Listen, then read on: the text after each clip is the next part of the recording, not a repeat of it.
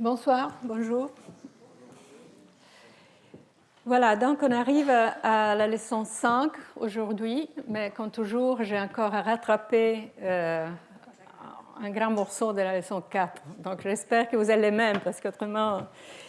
voilà. Et donc en fait, la dernière fois, on avait eu une première partie du cours qui donnait un peu des contextes. En général, on a parlé des banques et des liquidités. Et on a aussi donné une brève description des caractéristiques du système financier européen par rapport au système financier américain. Et on a commencé sur la base de ce contexte, en fait, on a commencé les récits de la crise à partir de 2007, et donc de la crise des liquidités du mois d'août 2007, et donc les premiers symptômes de la crise financière européenne.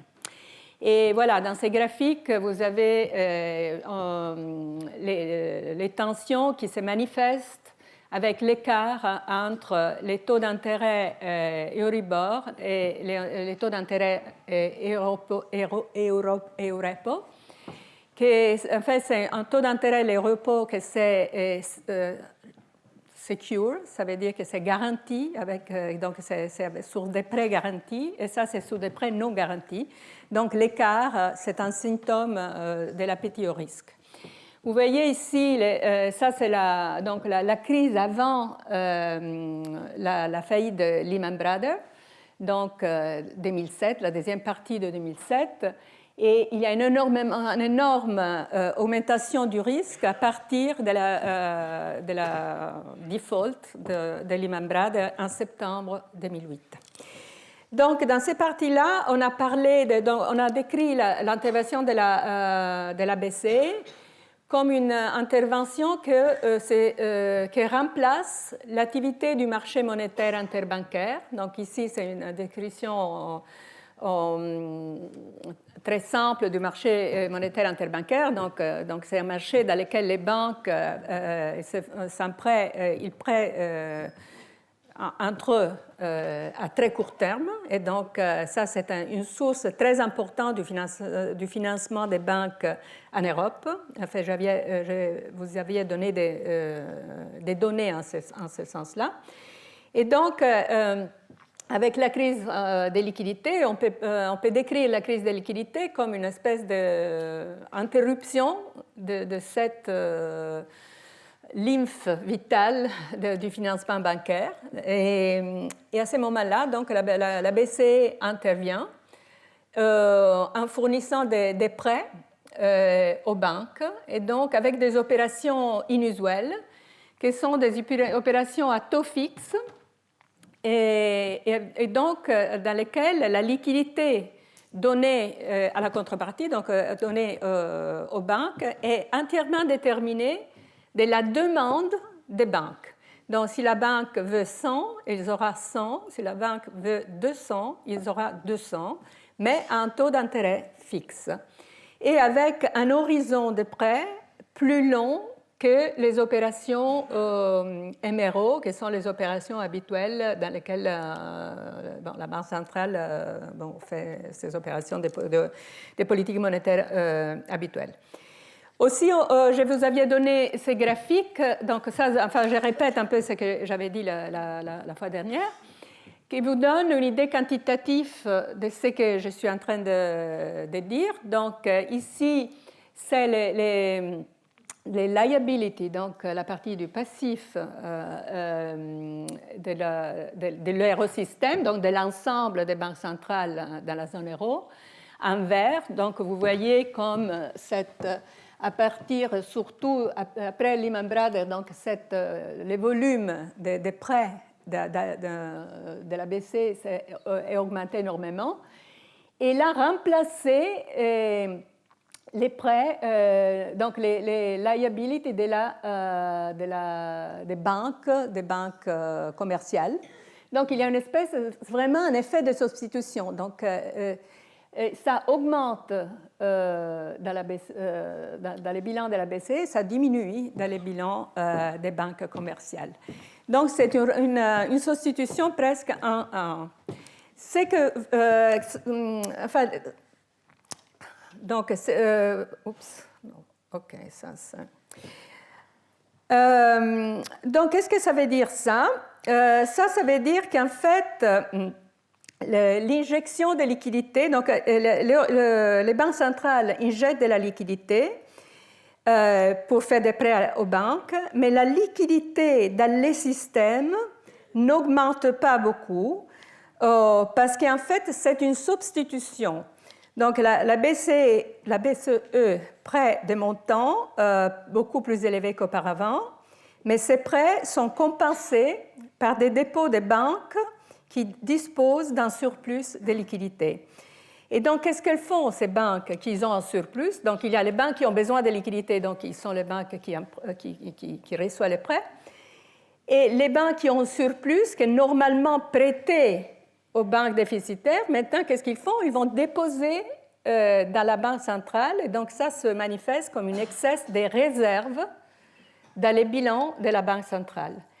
Donc, en fait, l'eurosystème est un intermédiaire majeur qui s'est substitué au marché monétaire et on appelle la liquidité excédentaire les montants de crédit accordés au-delà du besoin net de liquidité de l'ensemble du secteur bancaire.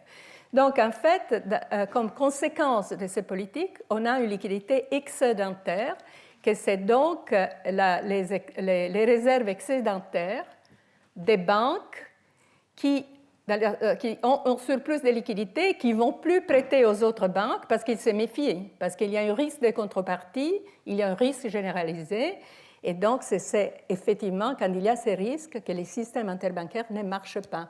Et donc, la BCE se substitue au système privé, en fait.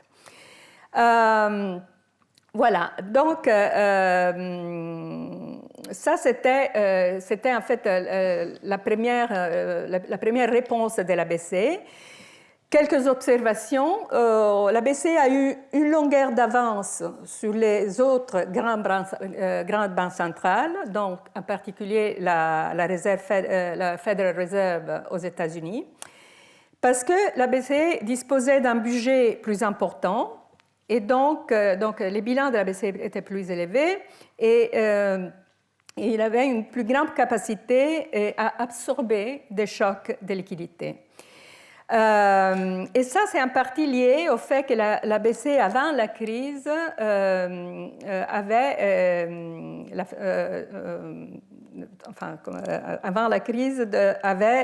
une politique visant à payer un taux d'intérêt sur les réserves déposées chez elle. Okay? Donc, la Banque fédérale aux États-Unis n'avait pas ça, donc il n'y avait pas un taux d'intérêt des réserves. Donc, en fait, avec un taux d'intérêt des réserves, il y a un intérêt des banques avec la liquidité excédentaire à déposer chez la BCE parce qu'il reçoit donc un taux. Et en fait, la BCE la Federal Reserve va adopter cette politique en 2008, en fait, donc ils suivent l'exemple de la BCE. Donc, pourquoi un autre aspect important du système opérationnel de la BCE c'est qu'elle était partie d'une définition des garanties plus large dans ses opérations. Donc, elle a cité donc donc les garanties sous ses opérations monétaires étaient, c'est une définition plus large. Donc, ils acceptaient tout genre de titres, etc. Et par rapport à ce qu'était le système aux États-Unis.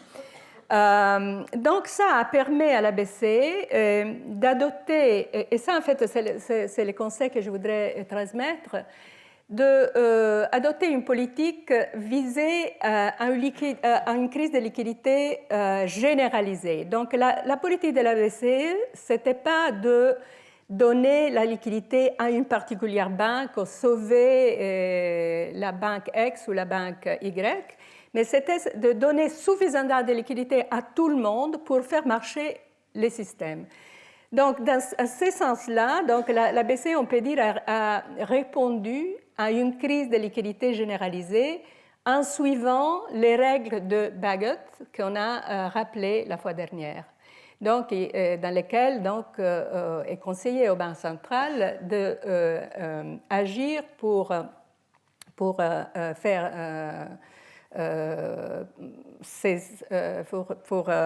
mettre fin à une crise de liquidité généralisée. Donc, c'est une espèce d'intervention comme prêteur de dernier recours. En fait, c'est une interprétation de la fonction du prêteur de dernier recours. Donc, la réponse de la BCE à cette crise de liquidité peut être considérée comme un succès. La BCE agit de manière agressive et rapide parce qu'elle disposait de 7 modèles opérationnels et en fait, comme Tommaso Padoa-Schioppa, qui était un des pères de l'euro, avait prédit en écrivant en 2004, donc beaucoup avant la crise, les modèles opérationnels de la BCE étaient bien préparés pour jouer les rôles de prêteurs de dernier ressort en cas de crise de liquidité généralisée.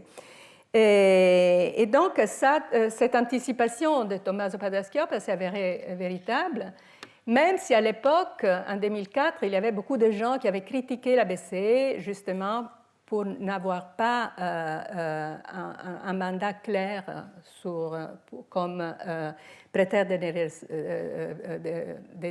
derniers ressorts. On verra qu'en fait, l'ambiguïté ressortira plus tard quand la crise devient une crise différente, pas seulement une crise de liquidité généralisée, mais vraiment une crise de solvabilité dans laquelle certaines banques n'étaient plus viables.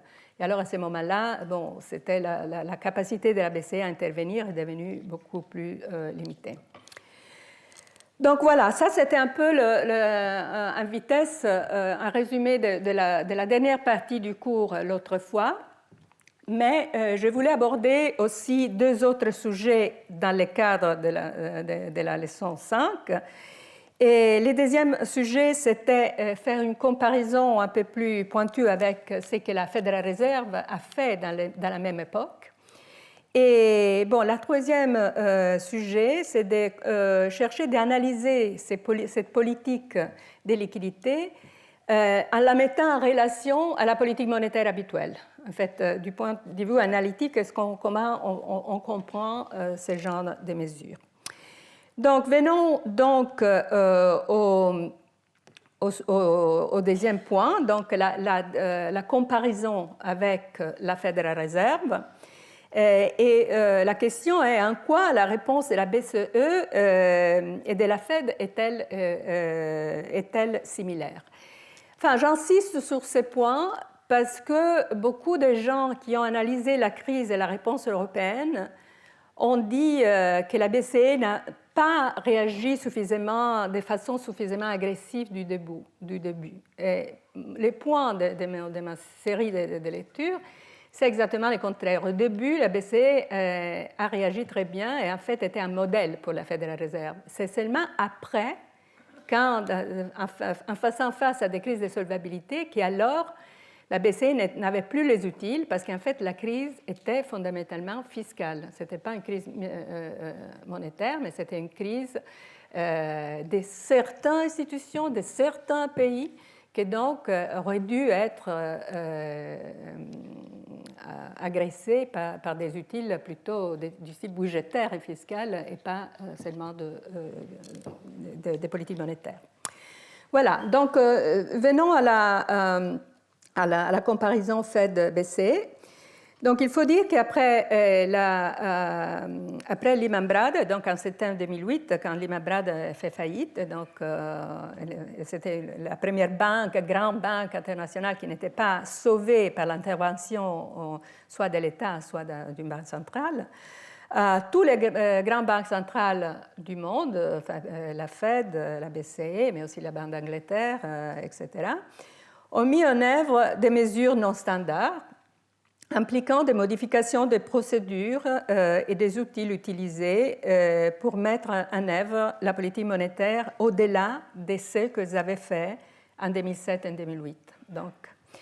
De telles modifications ont entraîné des changements majeurs dans leur rôle en tant qu'intermédiaire sur les marchés monétaires interbancaires, comme on a vu, en tant que teneur des marchés pour les transactions sur titres, en tant que prêteur de dernier recours. Les détails sont très différents de ce que les banques ont fait, mais en fait, les buts, l'objectif étaient très similaires. Donc, la Federal Reserve a dû mettre en place de nouveaux dispositifs pour faire face à la crise de liquidité des banques. Donc, elle a fait quelque chose de très proche à ce que la BCE a fait, en mettant donc en place tout un nouveau système qui s'appelle Term Auction Facility. C'est un système de vente aux enchères à terme. Donc, c'est un nouveau programme de liquidité. Et donc, à travers les TAF, donc les Term Auction Facility, la Fed a mis à disposition des banques des prêts de 4 semaines, des prêts de la Fed. Et donc, on a donné aux banques l'accès à ce qu'on appelle la fenêtre d'escompte, je pense, la fenêtre d'escompte, par le biais d'un système d'enchères. Et là, le problème, c'était en fait, qu'avant de mettre en place ce système, les banques américaines allaient très rarement à cette fenêtre d'escompte parce que la façon quand ils se manifestaient, donc ça c'était un signal pour la compétition donc ils étaient des banques qui avaient besoin de liquidités, donc ils n'étaient pas solides. Donc il y avait un stigma attaché au recours à cet outil. Et donc, par contre, la BCE avait ce système de généralisé, donc il y avait donc anonyme. Donc, et la Fed a fait exactement, donc a pris le modèle de la BCE pour avoir justement un système dans lequel il pouvait donner de la liquidité sans indiquer la banque particulière, donc sans donner une information au marché qui aurait pu être négative pour la banque en question. Donc, parce que l'idée, c'est justement, c'était qu'il y avait un problème de liquidité et pas le signal que la banque était presque en défaut. Donc, le fait que la BCE était plus disposée que d'autres banques centrales à faire face à la situation est démontré par le fait qu'en fait, la BCE, dans les années que je suis en train de décrire, n'a jamais été impliquée dans les sauvetages d'une institution isolée. Par contre, la Banque d'Angleterre et la Federal Reserve, ils étaient obligés à agir par rapport à des banques isolées. Et donc, c'est seulement avec un retard qu'ils ont mis en fonction ces autres outils. Je vous donne un exemple, parce que c'est l'exemple le plus connu aux États-Unis, et donc c'est la situation de la banque Bear Stearns. Donc, Bear Stearns a eu une crise de liquidité dans cette période, donc c'était l'été de 2008. Et la Fed est d'abord venue au secours de Bear Stearns par le biais d'un prêt de type face-à-face, back-to-back, impliquant JP Morgan. Cela impliquait un prêt à court terme à JP Morgan qui prêterait ensuite à Bear Stearns contre des garanties. C'était une façon de traiter un problème de liquidité, mais les risques de crédit étaient également appliqués. Donc c'était vraiment la limite de ce qu'une banque centrale peut faire. Parce que c'est une banque presque en faillite, donc il lui donnait des liquidités avec garantie, mais en prenant un risque de crédit sur les bilans de la BCE, donc avec un risque éventuellement pour les taxpayers. Donc, en fait, Tim Geithner, qui était le président de la Fed New York, dans son livre, qui c'est un livre très intéressant sur cette époque que je vous conseille de lire, dit, et je cite, « Nous savions que nous allions franchir la ligne que la Fed n'avait pas franchie depuis la Grande Dépression, en prêtant indirectement à une maison de courtage censée fonctionner en dehors du filet de sécurité des banques. » Donc, ces stratagèmes n'ont pas empêché à Bear une panique bancaire et finalement, l'accord conclu consistait en la Fed aidant JP Morgan à acheter Bear Stearns. Vous comprenez qu'une intervention de ce type en Europe ça aurait été assez controversée parce que les banques sont localisées dans un pays ou l'autre, donc n'importe quelle intervention, donc toutes les interventions qui ont un couleur de solvabilité, enfin donc sauver une institution qui n'est pas viable et que peut-être, en donnant des crédits dans un pays ou dans une institution particulière, évidemment, c'est controversé en général, mais c'était plus facile pour la Fed de le faire que pour nous de le faire. Donc, en fait, l'opération Bear Stearns, bien qu'il ne s'agisse pas techniquement d'une opération de sauvetage, c'était un moyen de protéger les créanciers, autres institutions financières, en évitant la faillite et en facilitant l'acquisition de Bear Stearns par JP Morgan. Et en fait très intéressant, le Trésor américain est resté en dehors de l'accord parce qu'en fait, une intervention de ce type-là n'aurait jamais été approuvée par les congrès américains. Donc, en fait, si on fait intervenir vite, c'est la Banque centrale qui intervient, même si, en faisant ça, donc il prend des risques. Et en fait, les congrès n'auraient jamais donné les feux verts au Trésor, même si c'est une intervention qui, dans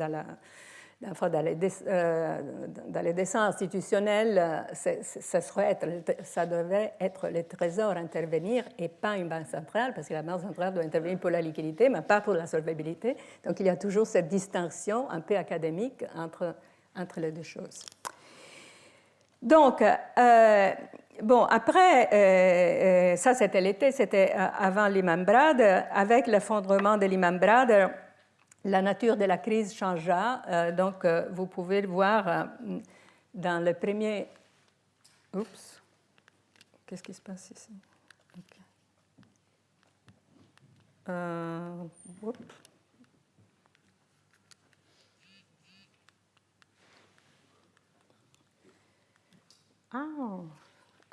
Est-ce qu'il y a dans les types qui...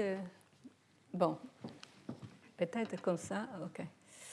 Voilà, vous voyez donc la différence. Donc, avec Lehman, donc les risques du marché, ça prend vraiment une autre dimension. Et donc, qu'est-ce que fait la BCE après Lehman? Donc, la BCE continue à faire la même chose, ce que j'ai décrit. Donc, essentiellement des opérations à taux fixe garanties, donc c'était des repos. En revanche, la Federal Reserve se comporte très différemment, et là, il y a donc une différence importante, parce que donc la Federal Reserve effectue des achats fermes des bons du Trésor, donc ce qu'on appelle outright purchases, pas des repos, mais donc des achats dans les marchés. Et en particulier, dans ces périodes-là, est particulièrement active en achetant des titres adossés à des actifs. Je pense que ça, c'est la traduction française. So it's asset-backed security. Okay. Et donc, ça, c'est un nouveau programme qu'elle met en œuvre qui s'appelle TALF. Et donc, à la place d'opérer à travers les banques, il va directement sur les marchés pour acheter donc des actifs qui étaient en fait pour lesquels les marchés étaient pratiquement morts. Personne n'achetait ces actifs. Donc, avec ces achats, la Fédérale Réserve ressuscite, si vous voulez, ces marchés. Alors, pourquoi la Fed intervient directement sur les marchés et la Banque centrale européenne directement sur les banques? Donc, ça aussi, dans la presse populaire, était très critiqué en disant la BCE, c'est une amie des banques, donc il donne de la liquidité aux banques. Ce n'est pas ça l'histoire. En fait, la grande différence, c'était, comme elle l'a vu, que le système financier européen est surtout basé sur des banques. Donc, le financement des entreprises est à travers les prêts bancaires. Par contre, aux États-Unis, et je vous ai donné des données la fois dernière, les entreprises se financent à travers les marchés. Donc, et donc, c'est un autre système financier, donc c'est assez logique que la Fed intervienne directement sur les marchés. Donc, voilà. Voilà, donc l'intervention de la Fed, c'était surtout sur ce qu'on appelle residential mortgage-backed security, donc sont des titres adossés à des créances hypothécaires résidentielles et qui sont très importants pour les financements, pour les systèmes financiers américains. Donc c'est surtout sur là qu'ils ont agi. Voilà. Et donc, en fait, si on veut regarder la différence entre qu'est-ce qui se passe après Lehman dans les deux systèmes, alors ça, c'est les bilans de l'eurosystème. Donc, vous voyez que les bilans augmentent après septembre 2008. Donc, vous avez clairement une augmentation. Vous avez les actifs en dessous du zéro et les passifs en bleu. Bon, et donc, il y a deux choses dans ces graphiques. La première chose, c'est la taille. Donc, la taille augmente. Mais aussi, vous voyez que c'est beaucoup plus coloré aussi, donc que la composition a changé aussi. Et quelle est la composition? Donc, à la place, donc l'augmentation, c'est le rosé là, que c'est Long-Term Refinancing Operation, donc les LTRO que j'ai décrit, donc cette opération à taux fixe et avec un horizon plus long. Maintenant, évidemment, si les actifs augmentent, aussi les réserves augmentent. Et donc, vous voyez que donc les deposit facility, c'est bleu ici, aussi augmentent. Et ça, c'est les excès réserves du système bancaire. Donc, les banques qui avaient des surplus qui déposent les excès réserves près des banques centrales. Voilà, donc en fait, il y a une discontinuité pré-Lehman et post-Lehman. Donc, dans post-Lehman, c'est un recours très important à ces facilités de dépôt. Ça, c'est le bilan de la Federal Reserve. Donc, avant Lehman, c'est surtout cette TAF que j'ai décrit, qui sont des opérations de liquidité très proche à ce que la BCE et l'Eurosystème fait. Et après Lehman, vous avez quelque chose de beaucoup plus coloré là. Et donc, on a les TAF, encore de la liquidité, mais aussi on a les MBS, donc les Mortgage-Backed Security, donc les achats de ces genres de Mortgage-Backed Security. Et voilà, donc en fait, la Fed, ce qu'il a fait est aller dans les marchés directement faire des achats sur les marchés qui étaient moribonds, enfin presque morts, et à chercher de revitaliser ces marchés en créant donc de la demande. Donc, évidemment, elle a pris un risque en faisant ça, mais en fait, quand les systèmes est sorti de la crise, en fait, la Fed a gagné beaucoup d'argent sur ces achats parce que les taux d'intérêt donc les prix sont remontés et les marchés étaient revitalisés. Voilà. Donc, en résumé, il y a des similitudes entre la BCE et la Fed. Les similitudes sont qu'on a eu une modification substantielle de la composition des avoirs, en commençant par pré-Lehman, mais en s'intensifiant après Lehman. Et du côté du passif, on a constitué des soldes de réserves et post-Lehman, dans les deux cas, sont devenus rémunérés. Aussi aux États-Unis, sont devenus rémunérés. Il y a quand même aussi des différences. Et il semblait, en fait, on a dit que la Fed a fait plus, elle était plus active, Mais en fait, ça dépend de comment on mesure. Et ça, vous pouvez voir dans ces graphiques ici, qui vous donne les totals des actifs de la Banque centrale par rapport au PIB nominal. Et donc, vous voyez qu'on pourrait dire que... Donc, ça, c'est 2007 et ça, c'est 2008. Hein, donc, c'est vraiment où les bilans augmentent dans les deux cas, ici pour la Fed, ici pour la BCE. C'est à partir de la crise de Lehman qui donc a mis à presque tuer le système financier. Donc, on pourrait dire en fait que la différence est plus importante dans les cas américains, donc l'augmentation de la taille du bilan. Mais en fait, la BCE venait d'une situation dont les points de départ étaient différents. Elle avait déjà un bilan très grand, beaucoup plus grand que ceux de la Fed, pour des raisons historiques. Donc, en fait, ce n'est pas clair, en fait, si vraiment la Fed était plus active ou pas. On verra qu'après, donc, il y aura après la BCE s'endormit un peu, mais plus tard, en fait. Mais à ce moment-là, moi, je dirais que c'est plutôt une banque centrale très active et avec un système opérationnel qui était très prêt pour ce genre de crise. Donc, cette phase, j'insiste, c'est une phase dans laquelle on ne parlait pas de la crise grecque, de la crise de la banque ici. Enfin, c'était une phase dans laquelle la BCE a pu agir dans le cadre de son mandat, autant que provider of liquidity et prêteur de dernier recours. Donc, en suivant vraiment les textbooks de ce qu'une banque centrale doit faire quand il y a une crise de liquidité généralisée. Donc, c'était dans le cadre de son mandat et c'était pour ça qu'elle était efficace, parce que ce n'était pas tellement controversé d'agir de cette façon-là. Même les Allemands étaient d'accord, en fait. Donc...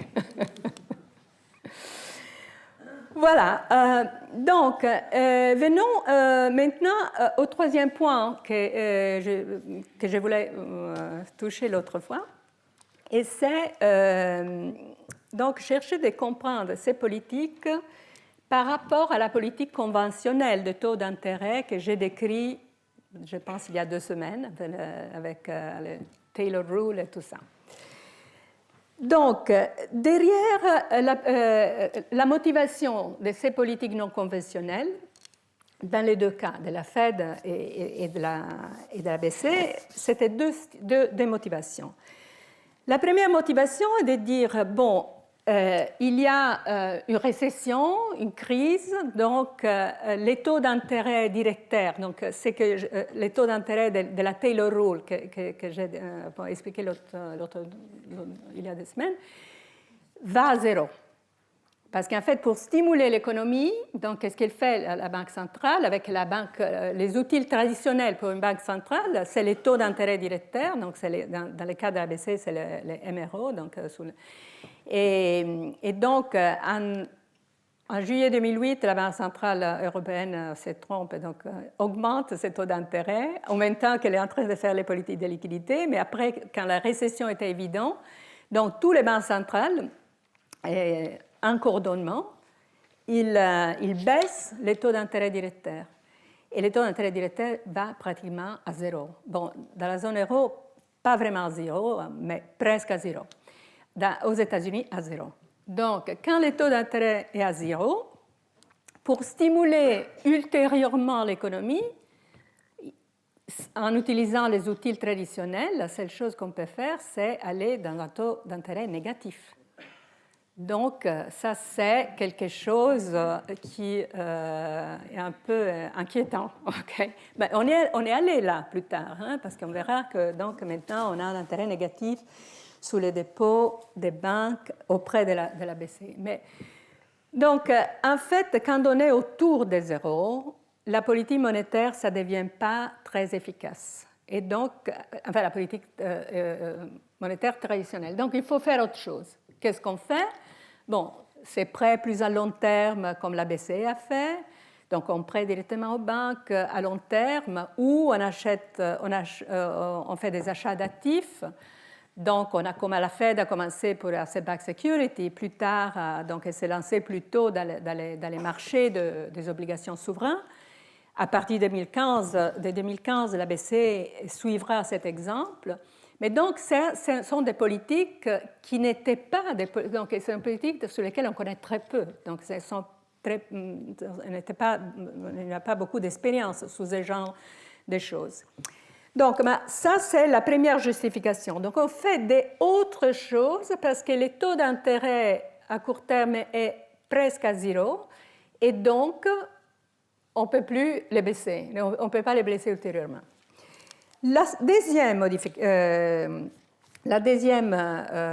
motivation, c'est qu'en fait, même si les taux d'intérêt n'est pas exactement zéro, dans une crise financière, c'est important d'assouplir les conditions de crédit où elles sont devenues tendues. Donc, en fait, on peut décrire ces politiques comme un assouplissement du crédit. Donc, dans ces façons-là, on peut voir ces politiques d'assouplissement du crédit, soit avec les achats de mortgage-backed securities, soit avec les prêts bancaires. Ils sont complémentaires par rapport à la politique traditionnelle des taux d'intérêt. Et en fait, aujourd'hui, donc ça, ce n'est pas vraiment le bout de ce cours de discuter, mais en fait, aujourd'hui, les banques centrales se demandent que même dans une situation de normalisation, comme on espère qu'on n'aura pas une autre énorme crise financière demain, mais donc, dans une situation de normalisation comme on est aujourd'hui, ces outils d'assouplissement du crédit qui sont complémentaires à la politique de taux d'intérêt peuvent être utilisés aussi en temps normal. Donc, elle s'appelle ça le New Normal. Quelle est the new science of monetary policy? Donc, en fait, il y a, tout le monde des banques centrales maintenant s'interroge sur ce point-là. Okay? Sur une grande modification. On a appris beaucoup de choses pendant ces 10 années et donc on est en train d'y réfléchir. En fait. Alors, comment on peut... Donc, c'est très important de comprendre cette histoire de comment l'assouplissement marche. En fait, parce que la première motivation, je pense que c'est très clair à comprendre. Les taux d'intérêt sont à zéro, donc on fait autre chose. Mais la complémentarité, en fait, est plus compliquée à comprendre. Donc, et je voudrais vous la expliquer par rapport à la petite explication qu'on avait faite sur les taux sur les taux d'intérêt et la règle de Taylor. Donc, l'assouplissement peut être compris comme une politique de taux d'intérêt, en fait aussi comme une politique de taux d'intérêt, mais visant à influencer la structure des taux d'intérêt du marché monétaire, donc les écarts entre les différents intérêts. Et donc, dans une situation dans laquelle les marchés financiers ne marchent pas correctement, donc il y a des frictions, mais ça peut être aussi dans des situations de relative normalité. Donc, les écarts entre les différents taux d'intérêt, ils sont pas stables. Donc, la Banque centrale peut agir sur ces écarts. Alors, regardons ici, on a la règle de Taylor pour le taux d'intérêt, comme on a dit l'autre fois. Ça peut se décrire comme, donc c'est une règle de politique monétaire, ça peut être décrit comme une fonction entre les taux d'intérêt à 3 mois, donc typiquement l'Euribor à 3 mois, et les taux d'inflation et les output gap, donc une mesure du slack dans l'économie. Donc c'est pi grec, c'est pour l'inflation, et y, okay, c'est les slack dans l'économie. Donc, ça, c'était notre règle de Taylor, et normalement, enfin, évidemment, la Banque centrale, comme on a dit, elle n'a pas contrôle sur les Euribor, mais elle a un contrôle sur les taux overnight. Donc, les taux d'intérêt de policy, c'est un taux directeur sur les overnight. Okay, donc, plus à court terme. Mais donc, ce qui importe pour l'économie réelle, c'est l'Euribor, parce que beaucoup de prêts bancaires sont indexés à l'Euribor. Donc, en fait, normalement, qu'est-ce qu'on dit? Qu'il y a un écart stable entre les taux d'intérêt des policy et les taux d'intérêt du Euribor. Et si le taux d'écart est stable, en influençant les taux d'intérêt des policy, on a aussi influencé les Euribor, que c'est ce qui est important pour les prêts bancaires. Donc, dans une crise financière, cet écart que j'appelle alpha, ça devient n'importe quoi. Et donc, je vais vous montrer maintenant une graphique en montrant ce point-là. Et donc, la politique monétaire, ça devient les cibles de la politique monétaire deviennent alpha.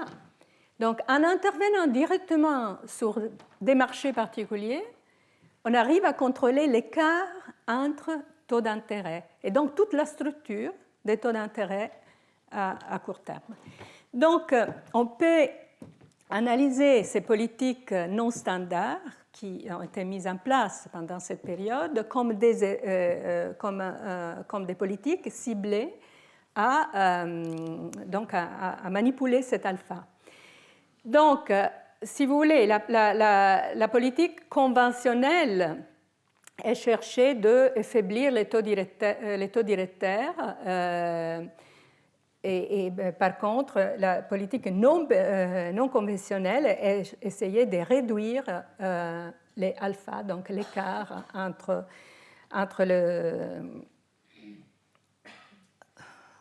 les taux d'intérêt. Regardez ici, donc, qu'est-ce que c'était les écarts dans ces périodes-là?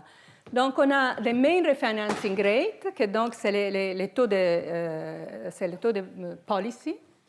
Ça, c'est les bleus. Et on a les EONIA, que c'est les taux de marché overnight. Ça, j'avais décrit l'autre fois. Et on a les Euribor rate, que c'est un taux d'intérêt plus à 3 mois. Donc, c'est à plus long terme. Donc, en fait, on a deux spreads, deux écarts. L'écart entre l'Euribor à 3 mois et l'MRO. Donc, ça reflète la pente de la courbe des rendements. Et l'écart entre MRO et EONIA qui reflète un stress de liquidité.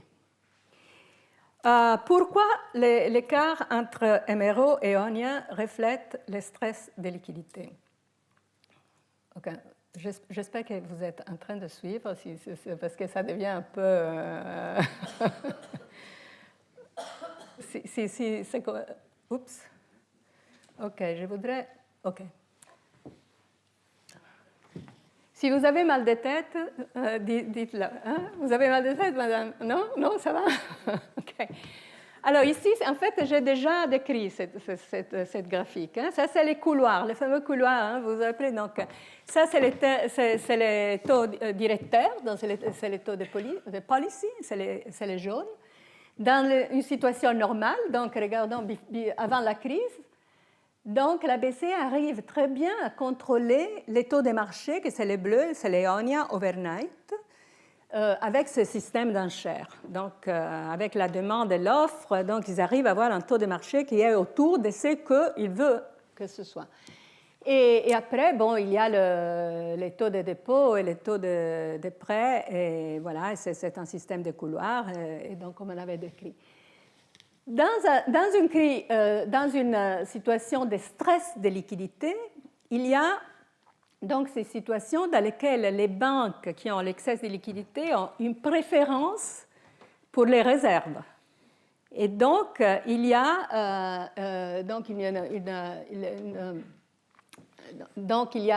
cette histoire de demande et d'offre de liquidité fait si que les taux de marché overnight est poussé vers la limite inférieure qui est donnée par les taux d'intérêt des réserves.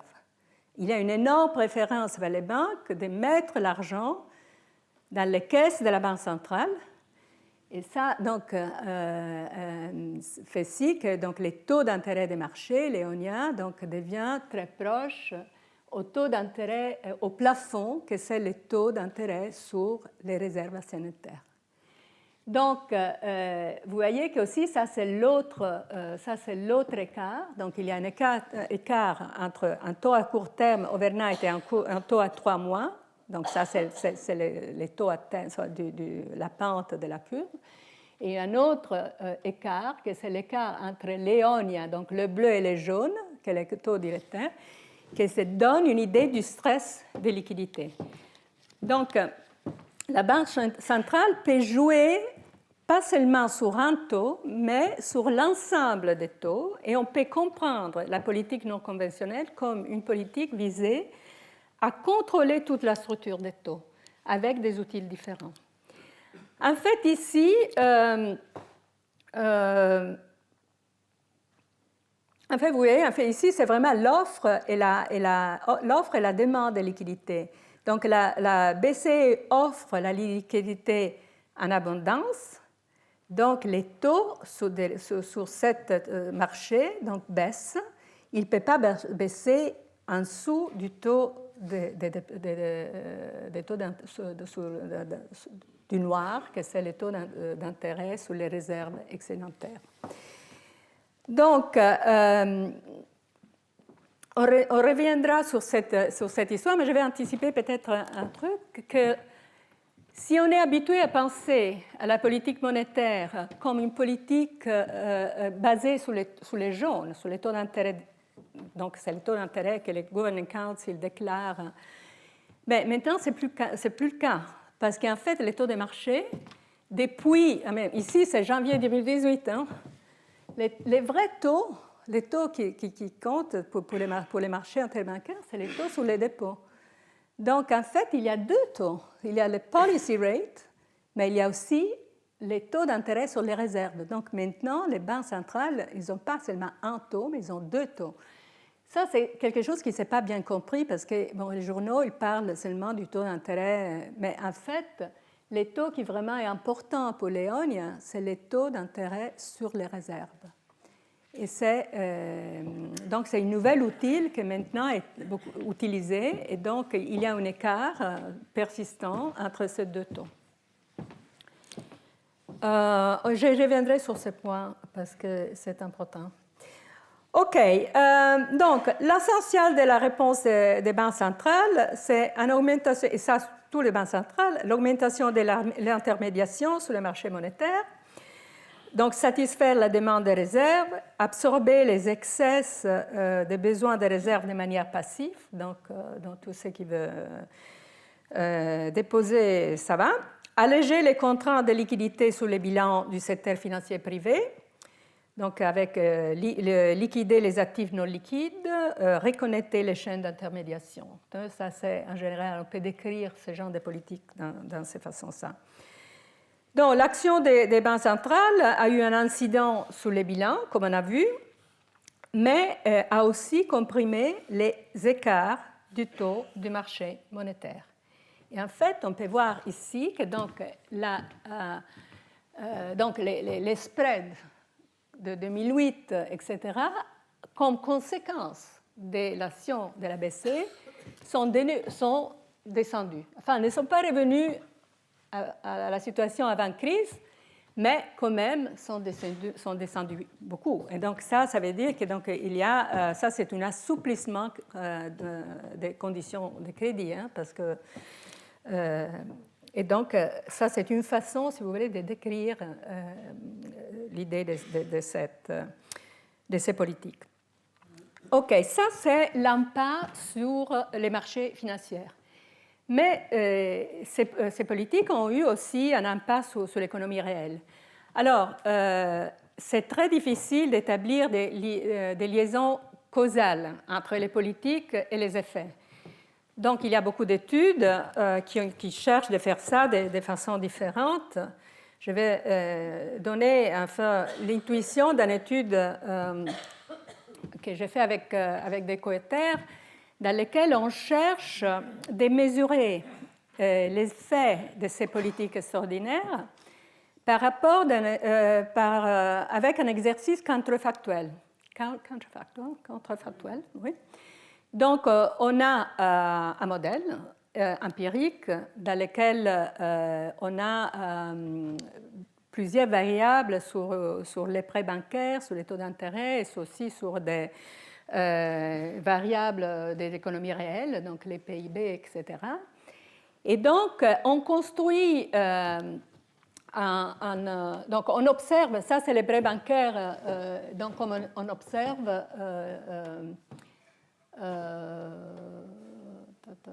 donc ça c'est que on aura, donc c'est qu'on aurait pu s'attendre. Donc, is a conditional expectation. Donc, c'est une espérance conditionnelle.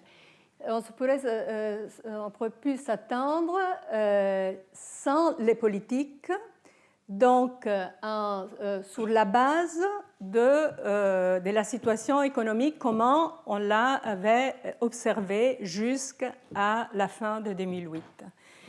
Et donc, sans des opérations extraordinaires, donc, les prêts bancaires auraient été beaucoup plus faibles que ce qu'on a vu. Enfin, il faut que je ne vais pas vous... il ne prend trop de temps pour décrire les modèles, mais en fait, c'est quand même une référence de la littérature. Il y en a d'autres dans lesquelles on cherche d'établir des relations de causalité entre les politiques et les effets. Ici, sur la base du même exercice, donc on arrive à mesurer un choc des politiques extraordinaires et l'effet dynamique sous différents types de prêts. Et donc, on voit que l'effet était surtout sous les prix d'entreprise, pas tellement sous les prêts de ménage. Okay? Ça, c'est les résultats que nous, on a obtenus, mais ces résultats sont compatibles avec des autres études dans la littérature. Si vous voulez, on peut simplement regarder les données sans faire des exercices plus sophistiqués. Ça, c'est les PMB, la croissance trimestrielle du PMB, PIB, le produit intérieur. Donc, les rouges, c'est la zone euro, les bleus, c'est les États-Unis. Ici sont les récessions. Vous voyez, bon, la récession, bon, on a eu une récession profonde dans les deux cas. On a tous les deux économies, ils ont eu une reprise plus ou moins similaire. Et en fait, dans cette période magique que c'est la période, la phase 1 de la crise, vous voyez qu'en fait, la zone euro, ça reprend et donc elle bouge plus ou moins en cohérence avec les États-Unis. Donc, en fait, après, les choses changeront et donc maintenant, on va arriver à cette période-là où, en fait, la réponse était beaucoup moins convaincante. Mais donc, ça, c'est ma premier cas. En fait, Messier Trichet était nommé les banquiers de l'année et était exactement parce qu'il était à l'avant-garde des réponses, parce que c'était la première crise de la zone euro.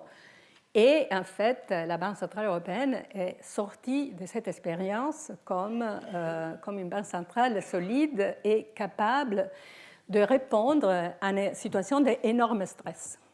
Voilà. Donc, fonction de stabilité financière et fonction macro, toutes les deux choses dans la même direction, Trichet en grand euro. Voilà. Donc maintenant, on vient à la phase 2. Et donc je termine la leçon 5, j'arrive à la leçon 6. Et voilà. Et donc la leçon, si vous voulez, donc, de l'expérience de 2007-2010 a été couronnée de succès. Et voilà. Et la question est qu'est-ce qui s'est passé après? Donc, encore, je vais citer Padoa-Schiop, qui disait, enfin, de ce qu'il avait écrit avant, parce que...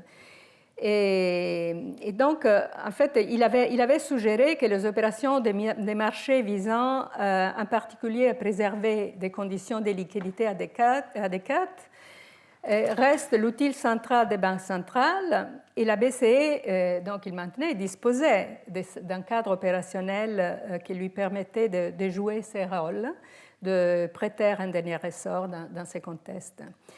Et donc on avait vu en fait qu'il avait raison et que donc ça a bien marché. Bon, le problème c'est est-ce que ça a été suffisant? Et répondre à cette question nous permet de prendre, du recul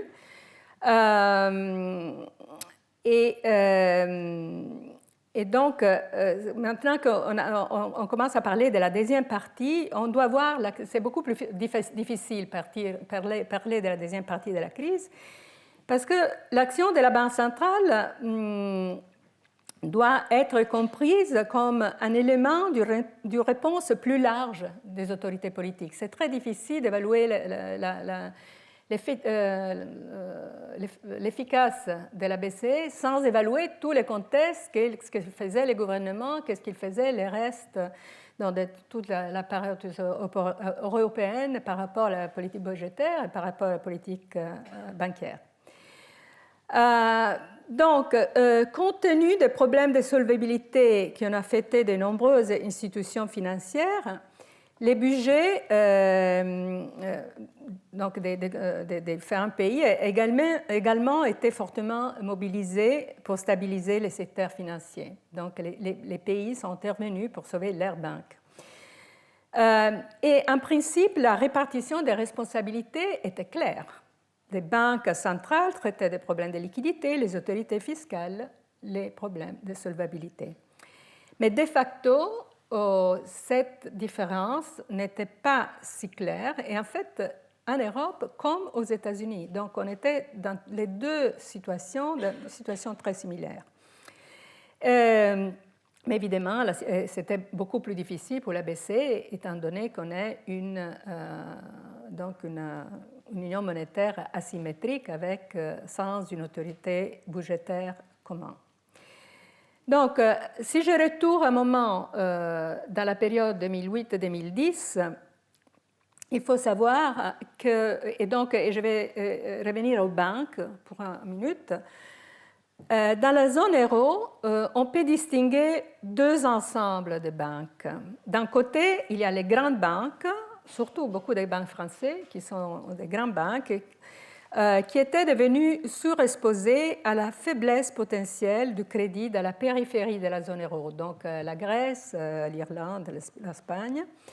Parce que, en fait, une des conséquences de l'intégration monétaire européenne était l'importance progressive du financement transfrontalier et de wholesale funding. D'autre part, il y a aussi en Europe beaucoup de petites banques locales. Les banques locales des pays périphériques se finançaient sur le plan international et prêtaient sur les marchés intérieurs. Et il avait développé des expositions directes à des secteurs trop étendus au niveau de la vente au détail. Par exemple, les caisses d'épargne espagnoles détenaient des prêts hypothécaires résidentiels et commerciaux qui étaient très risqués et qui avaient rendu leur bilan très fragile. Donc, lorsque la crise arrive et a mis à jour ces fragilités, les gouvernements ont agi en conséquence des ressources considérables au bail-out. Donc, les gouvernements interviennent pour sauver les banques, et soit avec des garanties, soit des injections de capital direct, etc. Je vais vous donner quelques exemples, parce que cette réponse des gouvernements à la crise était après liée à ce que la BCE a fait après. Donc maintenant, vous savez, nous avons une union bancaire et donc l'Europe s'est donnée à changer les règles dans lesquelles les gouvernements peuvent intervenir pour sauver leurs banques. Maintenant, on a le principe du bail-in. Donc, avant que le gouvernement agisse, donc les créditeurs doivent supporter les pertes. Mais à l'époque, il y a eu en Europe, comme aux États-Unis, énormément de bail-out qui donc ont coûté beaucoup d'argent aux taxpayers. Et donc ça, c'était une des grandes controversées de la crise. Donc on arrivera à parler de l'union bancaire plus tard. Et voilà, donc ça redevient même aujourd'hui un grand débat jusqu'à quelle est donc, la justification pour l'intervention de l'État pour sauver les banques. Donc j'ouvre cette petite parenthèse. Et quelques exemples, mais je suis sûre que vous vous en souvenez. Par exemple, Fortis. En septembre 2008, Fortis reçut un financement d'urgence des gouvernements belges, néerlandais et luxembourgeois. C'est une banque transfrontalière. Et peu après, le gouvernement allemand a étendu les garanties à Hyper Real Estate Bank dans le cadre d'une prise de contrôle privé. Elle a suivi l'injection des capitaux publics dans les sociétés néerlandaises ING, la belge KBC, la néerlandaise Aegon. En Irlande, qui a connu la pire crise financière, le gouvernement a réagi en renflouant 64 milliards de dollars pour sauver son système bancaire. Donc, de 2008 à 2010, les ressources en faveur du secteur financier ont représenté presque 100% du PIB de la zone euro. Donc,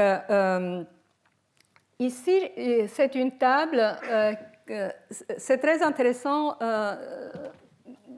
de savoir que quand un gouvernement entre dans le capital d'une banque ou avec des garanties, donc ça est comptabilisé dans les déficits publics, mais pas dans la dette publique. Donc, si vous allez, donc normalement, la dette publique, ça doit être la somme des déficits publics. Donc, c'est un stock. Mais en fait, les deux chiffres de la somme des déficits et de la dette ne correspondent pas du tout. Pourquoi? Parce qu'il y a ce stock flow adjustment. Qu'est-ce que c'est, ce stock flow adjustment? C'est exactement donc, toutes les garanties et l'intervention du secteur public dans les différents pays européens en faveur des banques. Donc ça, c'est des données que j'ai reprises de la source, c'est l'Eurostat. Vous voyez en fait un pourcentage du PIB. Donc, quel est cet écart entre les stocks et les flots, donc, qui plus ou moins correspond à l'intervention implicite des gouvernements en soutien du secteur bancaire. Et vous voyez, en fait, bon, l'Irlande, c'est énorme. En 2008, c'est plus de 10% du PIB. Mais à l'Allemagne, c'est aussi énorme. En 2010, c'est 7,5. Et au cumulé, donc 2008-2011, l'Allemagne, c'est 3%, c'est plus que 3% du PIB. En fait, la France s'en sort très bien parce que bon, les banques françaises étaient en meilleure situation que les banques allemandes, les banques espagnoles et les banques irlandaises. Et aussi, l'Italie s'en sort pas mal. L'Italie a des problèmes maintenant, mais à l'époque, donc en fait, ça c'est une des choses que les Italiens disent toujours. Hein, eux, ils n'ont pas dépensé de l'argent pour sauver les banques à l'époque, donc maintenant ils peuvent le faire parce qu'ils ne l'ont pas fait avant. Ce n'est pas une bonne justification.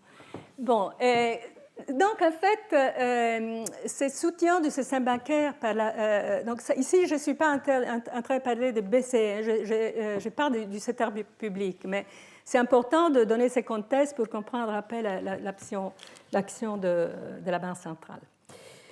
Donc,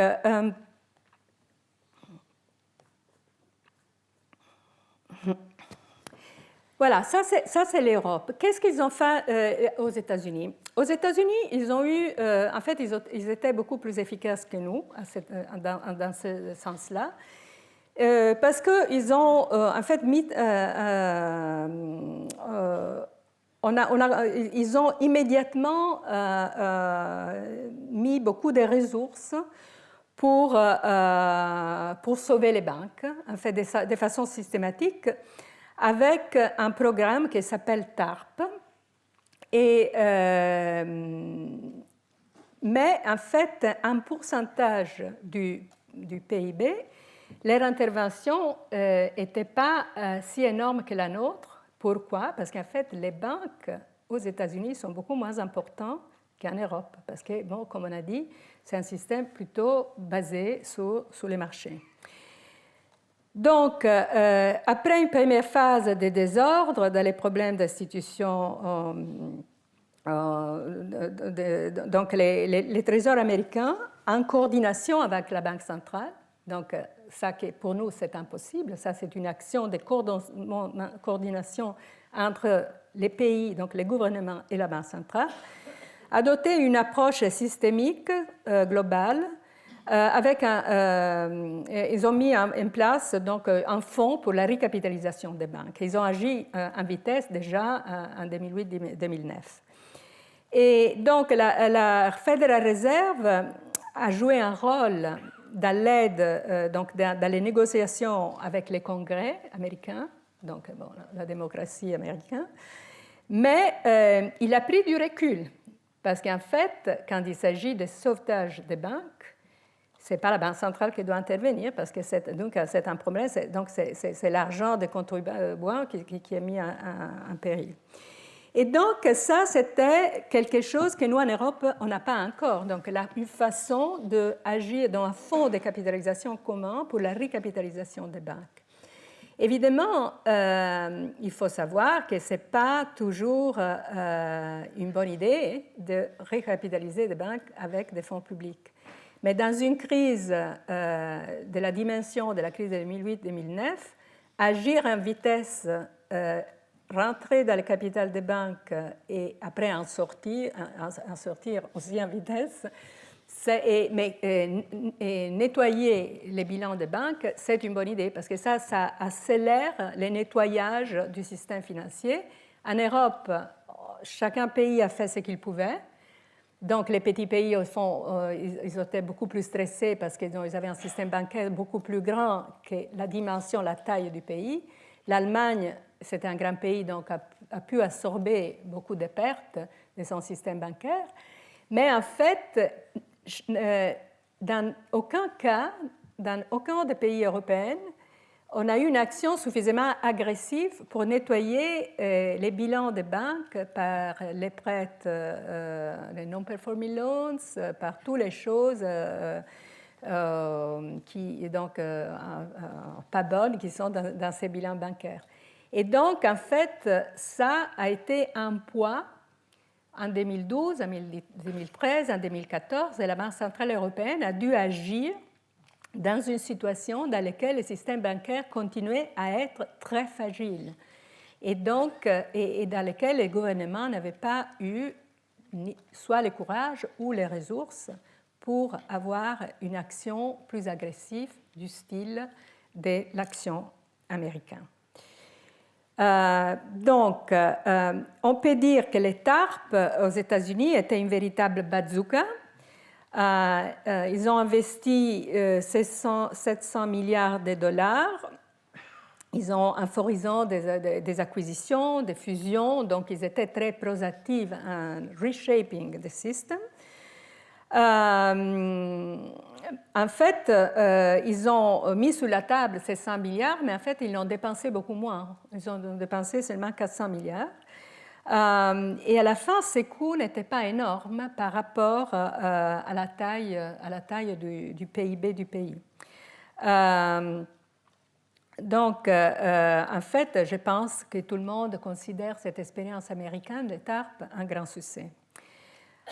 Et dans les zones euro, comme j'ai dit, chaque gouvernement a fait ce qu'il pouvait, mais donc il n'y a pas eu une action concertée ni sur les règles communes, ni sur les ressources communes pour résoudre ces problèmes. Donc, une chose, par exemple, les États-Unis sont intervenus avec cette bazooka, mais en même temps, ils ont fait des stress tests sur la situation des banques qui ont donné un sentiment au marché qu'effectivement, donc ils donnaient une clarité sur la situation des banques au marché et donc ont permis au système, aux investisseurs de retourner dans les marchés. Par contre, en Europe, on n'a pas eu le courage de faire le stress test parce que, bon, on n'avait pas nettoyé, donc on a retardé la chose. On a, après, fait un stress test qui n'était pas considéré véritable. Et on est arrivé à faire un vrai stress test seulement en 2014, quand l'union bancaire était établie. Donc, en fait, la chose qu'on va développer dans les prochains deux cours, c'est en fait l'interaction entre l'efficacité de la politique monétaire dans ces situations de stress et des autres outils qui ne sont pas de la Banque centrale, mais qui sont des outils complémentaires sans lesquels c'est très difficile d'agir autant que Banque centrale. Voilà. Donc, je vais terminer parce que je vais quand même donner un petit espace à la discussion. Mais maintenant, donc, on rentre.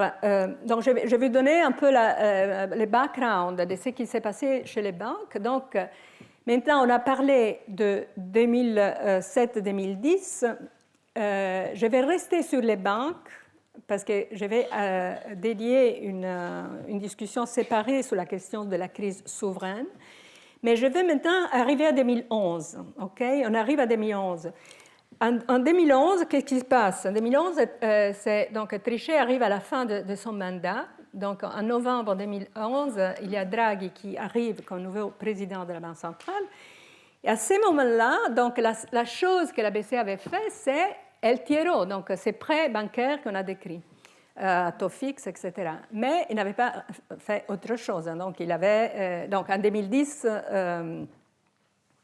en fait, on arrive à l'été 2010, disons, parce qu'en 2010, il y a eu la crise grecque, donc la BCE était... Mais donc, au niveau des banques, en 2010, la BCE intervient sur les souverains, mais au niveau des banques, en fait, l'outil principal, c'était ces prêts à taux fixe par rapport aux banques. Que c'était un outil très approprié pour une crise de liquidité, mais maintenant, en 2011, avec ces situations de solvabilité des banques qui n'étaient pas adressées, la situation n'était plus la liquidité, mais était la solvabilité. Il y avait plusieurs de banques européennes qui n'étaient pas en état. Et donc, là, quand les problèmes arrivent, donc, qu'est-ce qu'il fait? Donc, Draghi arrive. Voilà. Qu'est-ce qu'il fait? Donc, il ne fait pas des choses, au début, des choses très différentes de ce que Trichet avait fait. En fait, ce qu'il fait, il prend les opérations de refinancement que Trichet avait mis en place et